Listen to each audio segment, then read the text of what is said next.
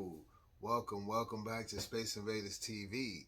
It is November the 4th, 2021. Yes, Thursday, November the 4th, 2021. Peace and blessings to you all. We're going to dive right into it today. So just to touch on a few things real quick. So the redistricting, like I said, my feelings still stand on it. It's all about officials, city officials, and everybody just trying to move the goalposts to fit their agendas. It's not even about the people, and it's more so than ever. And when I speak on redistricting, let me go backwards for a minute because I know a lot of people watch, from around the country and outside of the country. So for anybody that resides in like Guilford County, North Carolina, that's what I'm talking about right now. Like you have redistricting going on there in the county there, and I reside there as well. And it's all about when you hear these things in your city, in states or counties, I should say, around the country. When you hear these things, redistricting, it's nothing more to me personally. And some people can say, "Oh, you're wrong." Me personally, I feel like it's nothing more than city officials, county officials, board members, period, like just trying to move the goalposts, to fit their agendas. It's not so much about the people, Like I said, most of the time, to me personally, it's like 15% about the people when you're talking politics, and 85% is about their own agendas and other things, That's just my opinion, But moving on, you even had some city employees in Greensboro are protesting about pay, and this has been something that's been spoken about for quite some time. Going back and forth with the pay for city employees, and like I said before, when Greensboro is set to receive hundreds of thousands of dollars, as well as Guilford County. And they made this a few weeks ago. They spoke about having a page up and letting the public giving them suggestions on what to do with the money that they will receive from the government, meaning the city of Greensboro and Guilford County. Some people said they couldn't even get on the website and even make their, or give their suggestions or anything. Website was stuck or shut down or whatever. But as I said in one of the videos during that time, hey, pay your city workers. I said it then. Give your city workers more money. If the county, you getting funding from the government too, give your county workers more money, because during the pandemic, those different departments in the city and the county, they were keeping things going, and for people to receive assistance and during their hardship, and just period, the doors were open for people to still continue to handle their business on the city level and on the county level. So let's start there. Pay your people. The next thing I was saying was make use some of that money for some recreation, building some recreation centers, something for these kids, some modern recreational centers for these kids, and having programs where we can teach these kids how to, outside of school, teaching these kids how to be productive citizens, and just being able to go to a place where they can have fun and families don't have to spend money for their child to get some enjoyment, or paying for recreation for your child to have some fun, and be a kid, you know what I'm saying? Although we know how times have changed, and this is an issue all around the country, so this is relatable. You know, all around the country, you had rec centers. You have, you know, you had the boys and girls clubs, and you have them. But now, you know, back in the day, the Boys and Girls Club was more visible. You would see the Boys and Girls Club. Now it's like it's far and few. You know, you don't even know where they are right now. You know what I'm saying? So it's like, come back with these uh, recreational programs for these children. You know, because we need somewhere for these kids to go. You know, we understand when we was younger, we would be able to go outside and play. Today, it's a little dangerous. Some people are real afraid around the country to just allow their children to be outside playing, because you just don't know. So you want to have a place for the kids to go. You know, we understand the parks are there for when it's summertime, but what about when in the colder months? You know, we need some place for the children to be able to go inside and have fun with fellow kids and learn how to play together and learn how to be friends, I should say. You know, be friends. You know, so that was one of the things that, you know, I said, like, the county and the city, you're getting this money, and all around the country, you counties and cities are getting money from the government for whatever, and you can use it for almost for whatever. Start with paying your workers. Start with paying your frontliners that were there. You know, a lot of I've read, you know, throughout this pandemic, because let's remember, this pandemic isn't over. But I've read throughout this pandemic different cities around the country just being proactive and stepping up, and they were taking money and paying, going, dipping into their funds and paying their city workers, paying their county workers, thanking them. You know, it may not have been much, but it was showing appreciation. Like, hey, this is. I mean, it may not be much to you, but we appreciate what you've been doing and standing up in these times. You know, just doing your duty and standing in these rough times.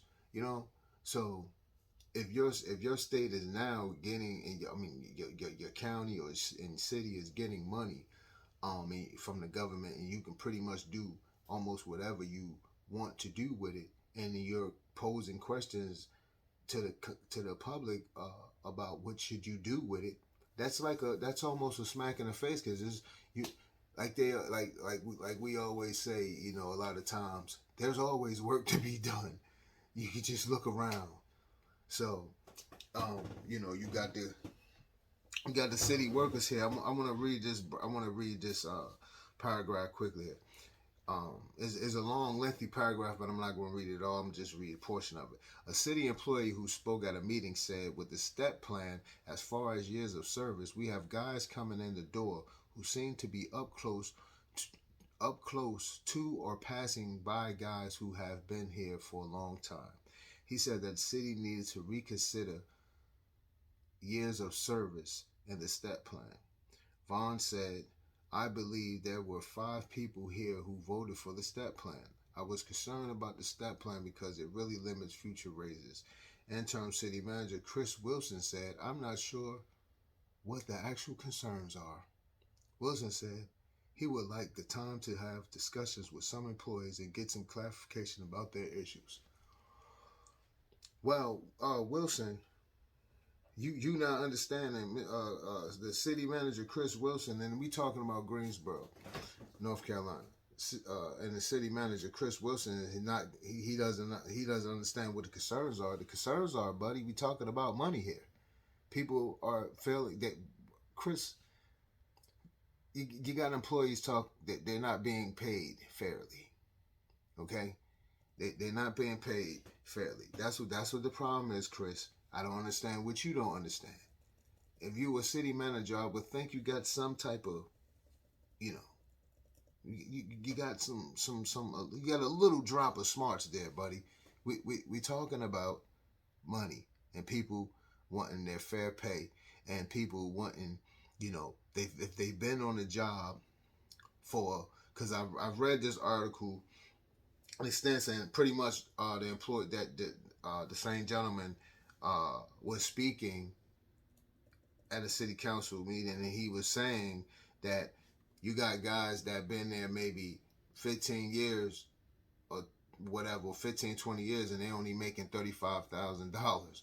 And then you got someone new coming in and they're getting $31,000. So it's like it's off balance, you know. And that STEP program is kind of confusing the way they got it. And I think it's something about the STEP program is something about your supervisor, and they have a pay scale, and your supervisor pretty much can dictate what you get on your work, what you get in your raise versus your work performance. So it's a confusion there, because it's like, oh, but they've done something different with the city. So you got new employees coming in and they're making almost what people that been there for years are making, and it's kind of off balance. So they're like, hey, we got to reset. We got to set this, you know. What about the years of service? Somebody been here for 15 years. Somebody that just come in the door should not. That should never be anyway, you know. And so that's what he's saying, Chris, the city manager for Greensboro, North Carolina. I don't know where you understand there, okay? Because I read multiple articles. This one here is just I just read a few lines for you guys, but that's what's going on there. And moving on, you got Greensboro, North Carolina as well. They talking about the $300 million they want to build 8 schools, or rebuild and build like 8 schools. Okay, a total, you know, of 8. I'm still confused about where's the 229 million, because we just keep talking about that 300 million. And like I said, you can always go back in my down my timeline with my videos, and you can see when I spoke about the 220, when I spoke about it, in the title reads GCS receives 229 million. Okay, and that was way before they got the 300 million. So I'm trying to figure why they're not even talking about that 229 million. Where's that money at? You know, that's 229 million. Where's that money at? Why are we just talking about this 300 million? And then they're trying to play on that, you see, because their real goal is to get to 1.7 million so they can fix all the schools, you know. But they're going to try to chip away at the people and keep trying to put it on a bond every year, you know, until they get to that 1.7, you know. But it's going to take them years to fix these things, okay? Years, which they should have been started with the 229 million. That's why I'm asking, where's that at? And actually, before the 229 million, Guilford County Schools got 10.1 million for the 3 schools that was damaged in the tornado. So I'm trying to figure out, where's that money at too? Why didn't anything get done? There's a lot of money that have been floating around and nothing has gotten done. And as I said, the kick in the can, it's just the kick in the can act, just kicking the can down the road. And all this redistricting thing going on here within this county, Guilford County, Greensboro, it's all about them moving the goalposts, trying to set themselves, because they know what things that haven't been done, and the concerns of the people, the real concerns of the people. Okay, so going on here, like you guys see the title, you know, we're gonna go into the top 30 schools in the United States. And I wanna talk about these schools here. Let me bring them up for you guys. Yeah, this was this is an extensive list, because it is more. You know, you have they have a top 100, but I just pulled the top 30 from that 100, and we're just gonna get right into it. I'm just trying to bring it up, folks. Give me a second.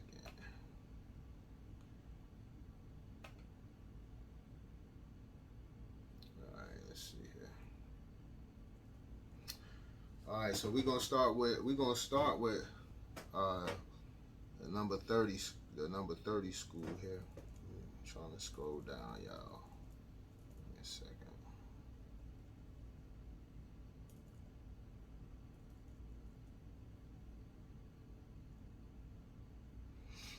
Just giving it some time to load up here.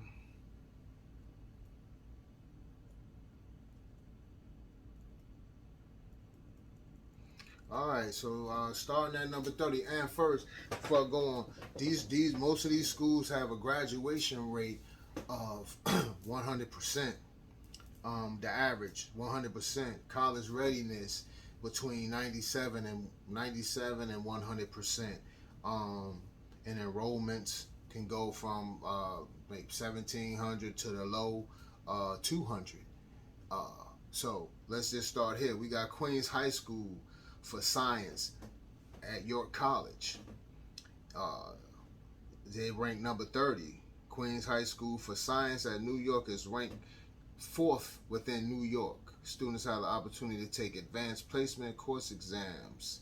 I ain't gonna read all of it there. So that's number 30 is Queens High School for science at York College. Pine View School, Old Prairie, Florida, number 29.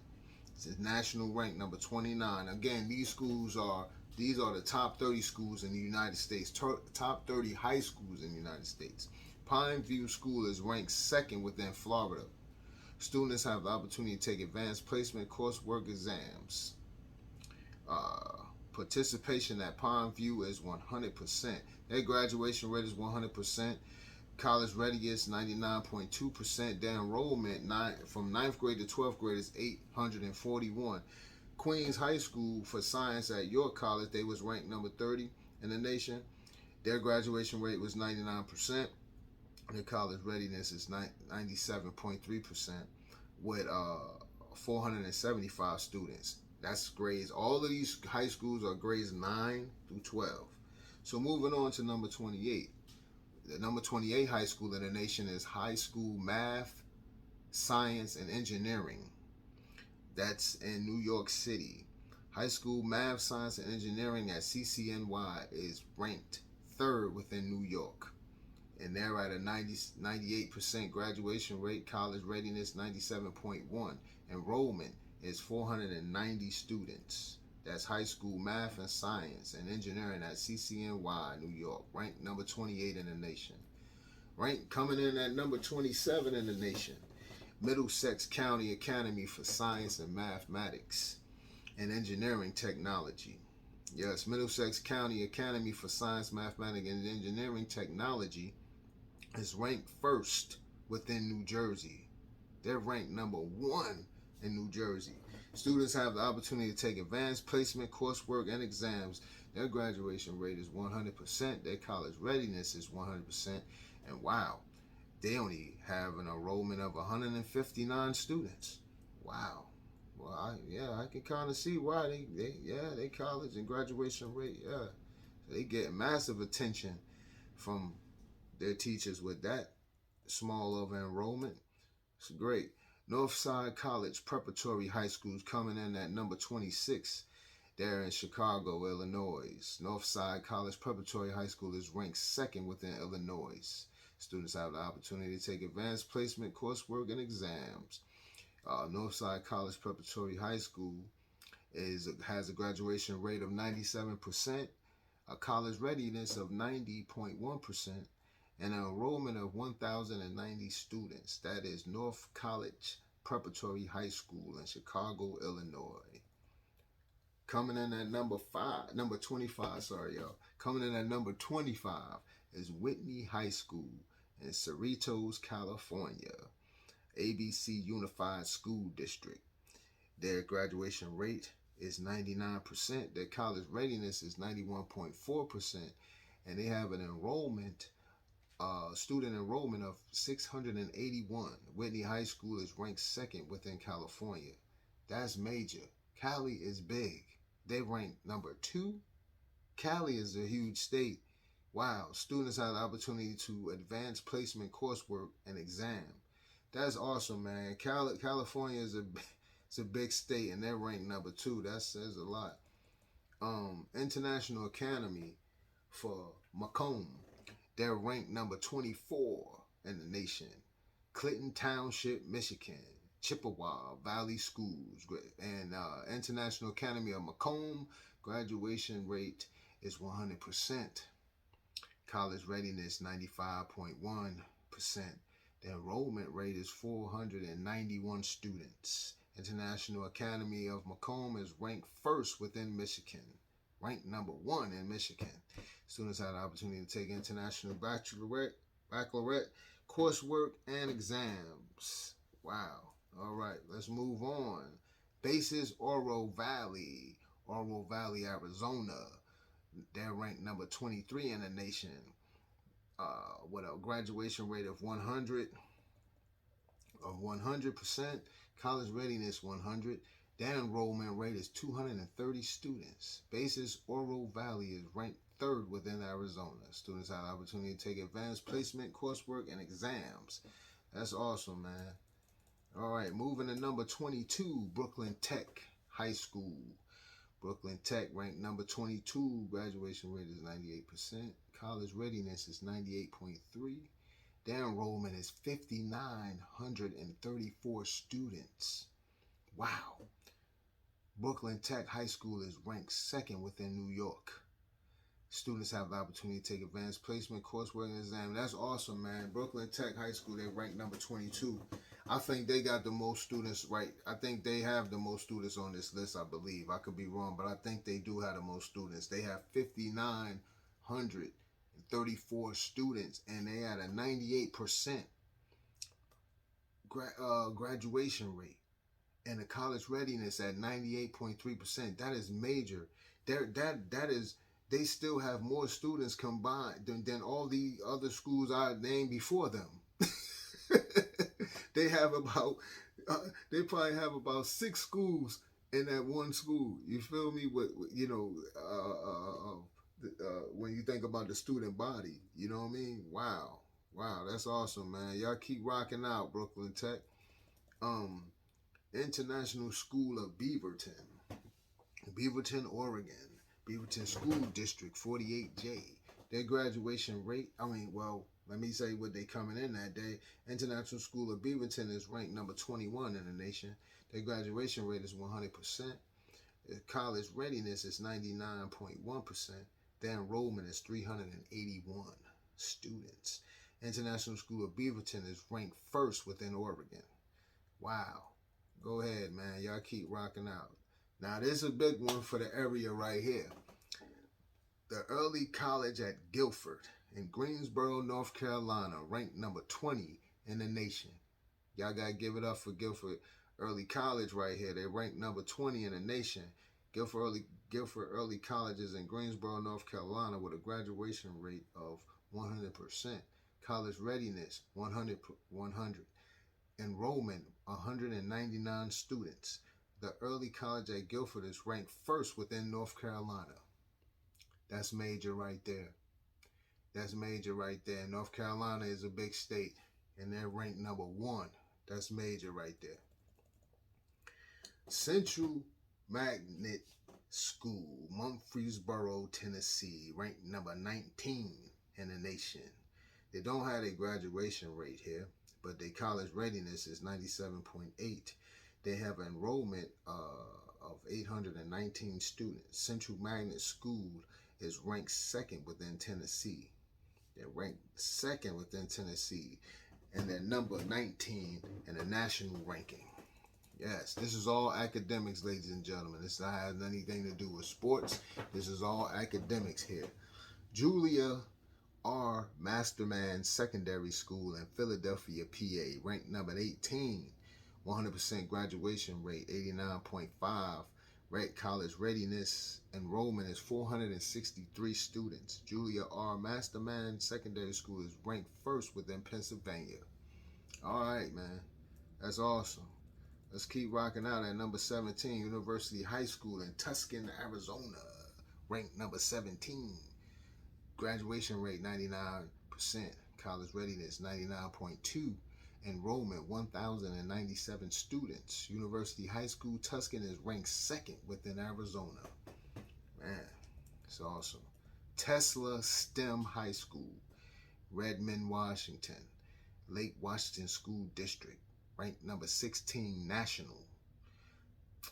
Graduation rate is 99%. College readiness 100. Enrollment is 601 students. Tesla STEM High School is ranked first within Washington. Yes, all right. Let's go here. Let's go here. And that's Washington. That will be Washington State. All right, let's go on here. Lerma Wrangell Young Women's Leadership School. That's in Dallas, Texas. Dallas Independent School District. They're ranked number 15. Lerma Wrangell Young Women's Leadership School, ranked number 15 in Dallas, Texas. Graduation rate 100%. College readiness 93.9%. Enrollment 247 students. Lerma Wrangell Young Women's Leadership School is ranked second within Texas. That's awesome. When we all know how big Texas is, that's awesome. That's awesome. Y'all keep rocking out, ladies, young ladies. That's a woman's leadership school, so keep rocking out, young women of Lerma Wrangell. Y'all keep rocking. Coming in at number 14 in the nation, Loveless Academy Magnet Program High School, Montgomery, Alabama. And once again, they coming in number 14 in the nation. Graduation rate 99%. College readiness 90.2%. Enrollment 513 students. Loveless Academy Magnet Program High School is ranked first within Alabama. All right, y'all keep rocking out. Loveless Academy. Coming in at number 13, the School of Talented and Gifted, Dallas, Texas. Ranked number 13. Graduation rate 100%. College readiness 100. Enrollment 359 students. The School for the Talented and Gifted is ranked first within Texas. All right, now they ranked number 1. Once again, like I said, Texas is a big state. Texas is a big state, so that's a big deal there. They ranked number 1 in their state and number 13 in the nation. The School for Talented and Gifted. All right, man, keep rocking out. Townsend High School, Flushing, New York, in New York City, ranked number 12 in the nation. 100% graduation rate, 97.4% college readiness, 1,183 students. Townsend High School is ranked first within New York. Man, all right, so they ranked number 1. So New York got 3 high schools up here on this map.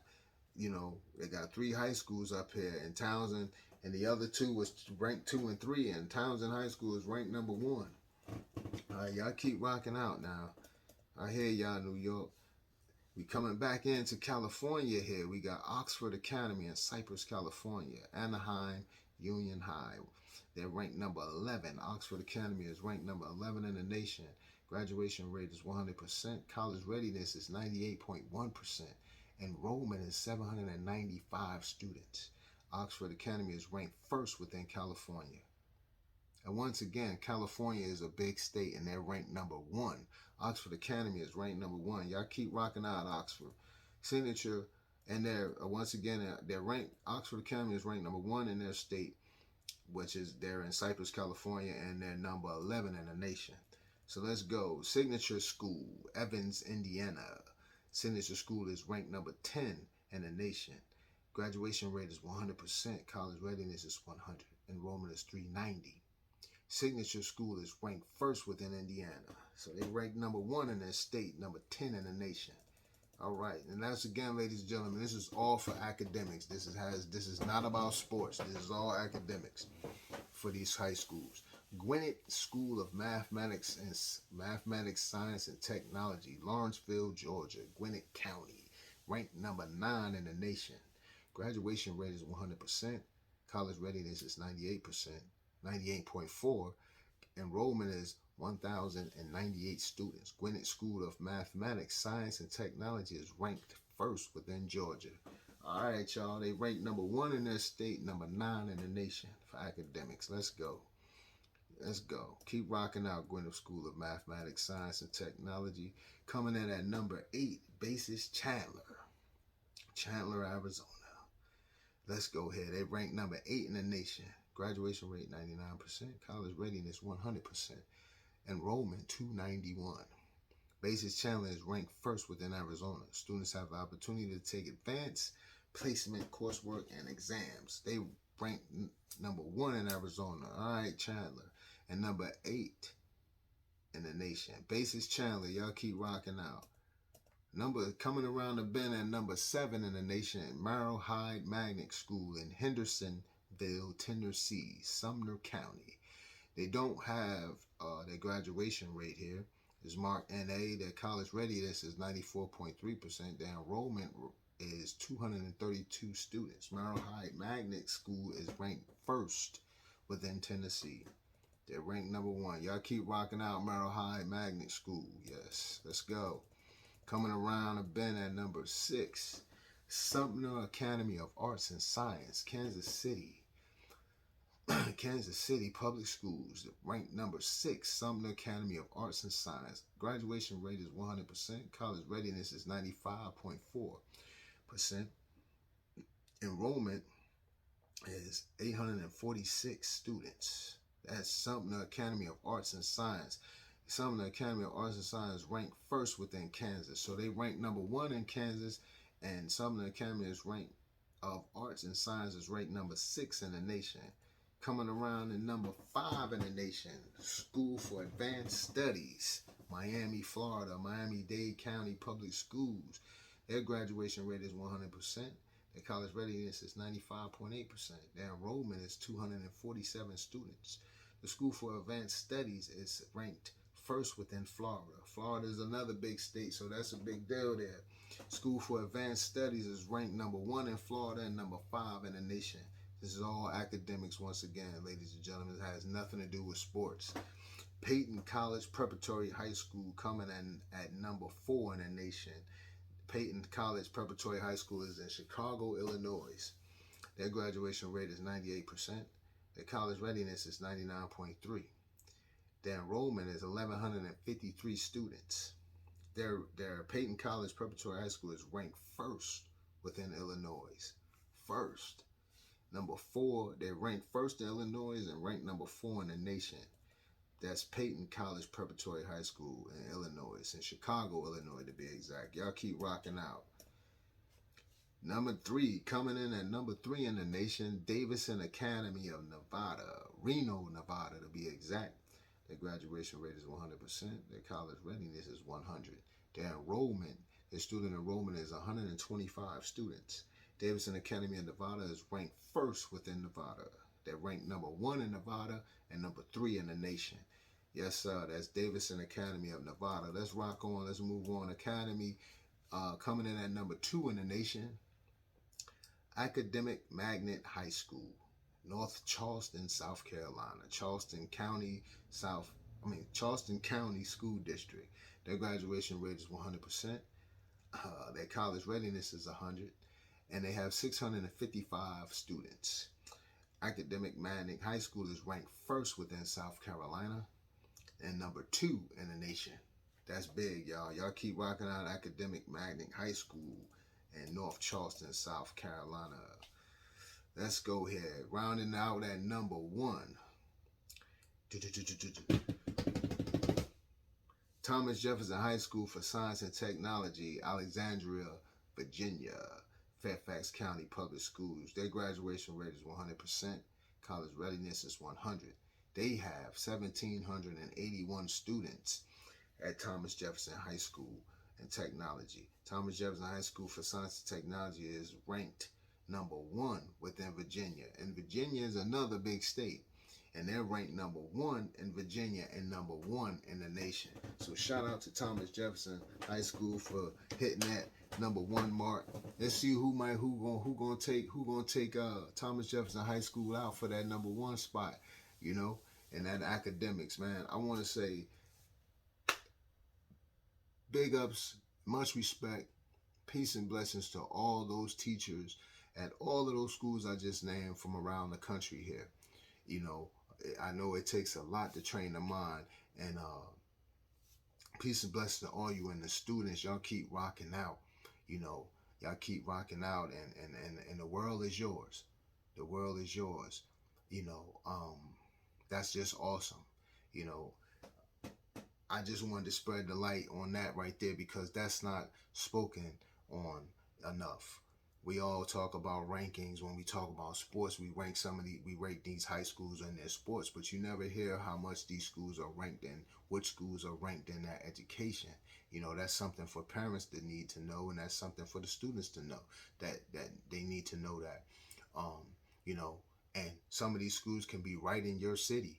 You know, these schools, I could have named them and you guys could be watching. They could be right in your city and you might have not even known that these schools were ranked, you know. And it's good too. You can see some of the schools I called out, their enrollment uh, was, you know, low. They might have only had 200 students, you know. Um, like you had New York, I thought they was the highest. I think one of the schools had like 1,500. Let's go here. But Thomas Jefferson had the most students. They had 1,781 student, their enrollment rate. But I want to go down. I think New York, one of the schools in New York, we ran off so many names I couldn't remember. One of the schools in New York had it was 1,183. That was Townsend High School in Flushing, New York. I thought it was another high school. I thought it was another New York high school. But anyway, even if it was, so you see, and it's not really mattering on the enrollment. These schools, they just pride themselves and they just perfect what they do, and that's not to take away from none of the other teachers. And that was just the top 30, you know, schools in the nation. Is a top 100 list. So those were the top 30 out of that top 100 list.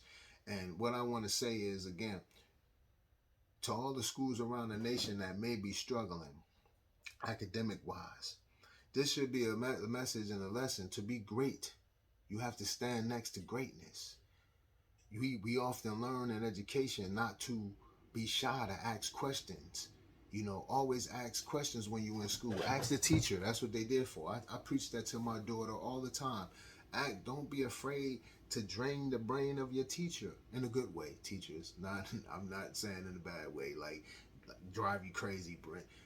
Drain the mind of your teachers. I tell my daughter that all the time. That's what they're there for. They're there to teach. The teacher wants to know. They want to know that you're engaging, that you're trying to learn.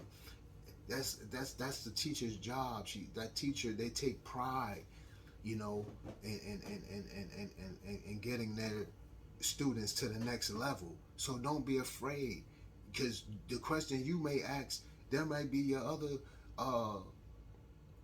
it might be another student in the class that got that same question and they're scared to ask it, but you ask that question and you help someone else out as well, you know. But to all the students, don't be ashamed to ask questions. But I want to say this to superintendents around the country: if your school district is struggling, if your county is struggling, and there is no high performing schools in your county, you need to look. Or if there is the one performing school, or you got, you know, a handful of schools that are doing great, and they just not on a national ranking list, but they're doing great. You need to look to them and lean on those schools that are doing great. It don't matter about the magnet school, a charter school, a Montessori school. Find out the formula of what they're doing, so you can bring that back to your students. As I said, if you want to be great, you have to get and sit with greatness. You can't, you know, you can't keep doing the same thing expecting different results. You have to sit with others and figure out what it is. And if you are doing that, if you are getting with other schools and trying to find out what they're doing and it's just not working for you, then we have other problems. Maybe some people need to get moved out or something. Maybe we need to bring some more teachers in that know. Maybe your teachers or something are just not as effective as you need them to be. So some changes may need to be made there.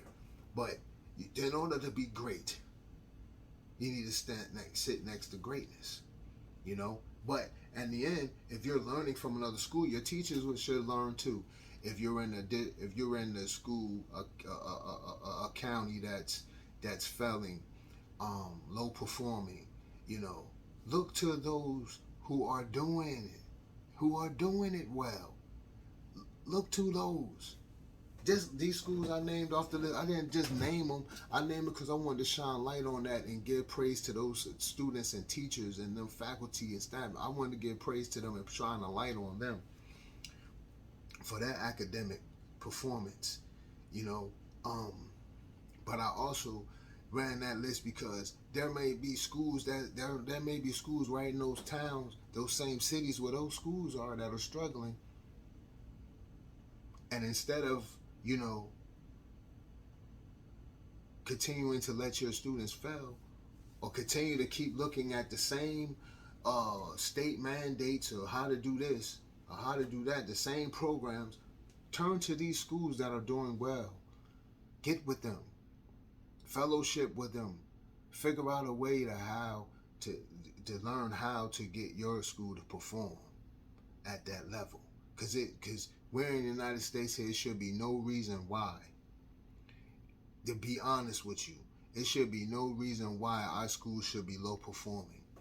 We got to think about something like this. If we can build all of these, if we can have all of these high dollar vehicles, if we can have these big homes, these homes with all of this technology in them, if we can boast about all these material things and show off all of these nice neighborhoods and things of that nature around our country, then why are we not showing off the education at that? Every school in this nation should be high performing. There shouldn't be no low performing. I don't care what. And it, you know, as I spoke before, we got too much division anyway in education. We have division in education, and until we have to learn how to work together, we got to come together. There's too much division. You got charter schools, you got STEM schools, you got Montessori schools, you got this school, then we're not even talking about our religious schools, which, you know, that's you know, that's has its purpose, you know, because we have folks that have religious beliefs, and they believe that their child should learn this way or whatever under the religious umbrella that and domination that they recognize. So that's understandable. We have this Montessori and STEM and charter and this and that. We got so much separation to the point that I feel like there's not enough people coming together to figure out the common goal here is to train the brain of these young kids and young adults, you know, and it's separation there.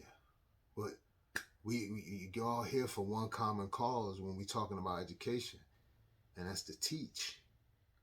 So you got to get on the same page. It's all student lives matter, teacher lives matter. You know what I'm saying? Education matters. We got to get on the same page because there's a lot of boasting about a lot of material things. But you got, you know, I just ran off that list of the top 30 high schools. And you can see that list is a mixture. It's STEM high schools, it's regular public high schools, it's science high schools, it's tech high schools. It's all different, making up a lot of different education backgrounds, you know, different parts of the country. This wasn't just directed at one part of the country. You know what I mean? It was all over the country here, just like that. So all I say is, once again, to be great, you have to sit next to greatness. Get next to them. So for all these superintendents around the country, if you are in a county, city, school, whatever, and they're struggling, get next to greatness, because just those schools that I named, those 30 schools right there, they were all around the country. All around the country. Get next to them schools. Find out what they doing, how do they do it. Yeah, you don't have to, of course, if you're a regular public school, you're not trying to, you can't take on the ideologies of a tech school, but a tech high school. But what I'm saying is, how are they engaging with their students? That's what you want to find out. What is it that how are they introducing their academics to the students? That's what we want to find out. And because I've said before, we got to meet the students where we stand. And those 30 schools that I just named off the list, they get it. They're meeting their students where they stand at. They're not failing their students. Some might say right now, oh, well, some of those schools only had 199 students. No, some of them had that. But then you heard me read off schools that got 1,700 and 1,500 students. So it don't matter. Oh, no. I'm sorry. It was New York. It was a school in New York, one of the art schools. They had 5,900 students. 5,900 students. Thomas Jefferson, I thought Thomas Jefferson had 1,700. 1,781. Thomas Jefferson High School for Science and Technology in Alexandria, Virginia. 1,781 students. One of the tech high schools in New York City had 5,900 students. And they're ranked nationally. So, that doesn't matter. We can't use that and say, well, some of those schools didn't have, they only had like 200 students in their school now. Nah. So it's all about how we engage in these students. But that's my time, ladies and gentlemen. Once again, peace and blessings to all of those schools I just named on the top 30 high schools in the United States. Peace and blessings. Talk to y'all next time. This is Space Invaders TV. Oh, guys, make sure you share. Like the page. It costs you nothing. I'm your guy, Rashawn, a.k.a. Look, I'm out of here.